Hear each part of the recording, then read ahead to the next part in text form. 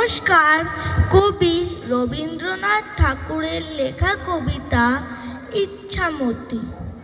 যখন যেমন মনে করি তাই হতে পায় যদি, আমি তবে এক্ষুনি হই ইচ্ছামতি নদী।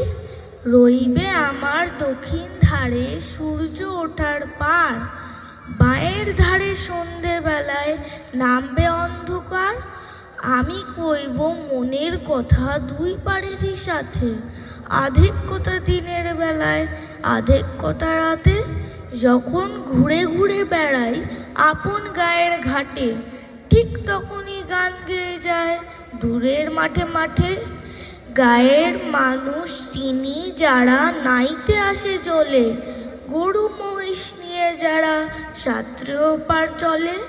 দূরের মানুষ যারা তাদের নতুনতর বেশ, নাম জানি নেই গ্রাম জানি নেই অদ্ভুতের এক শেষ। জলের ওপর ঝলমল টুকরো আলোর রাশি, ঢেউয়ে ঢেউয়ে পরীর নাচন, হাততালি আর হাসি।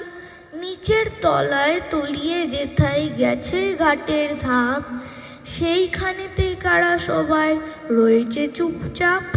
কোণে কোণে আপন মনে করছে তারা কিকে, আমারই ভয় করবে কেমন তাকাতে সেই দিকে। গায়ের লোকে চিনবে আমায় কেবল একটুখানি, বাকি কোথায় হারিয়ে যাবে আমি সে কি জানি। এক ধারেতে মাঠে মাঠে সবুজ বরণ শুধু, আরেক ধারে বালুর চরে রৌদ্র করে ধুতু।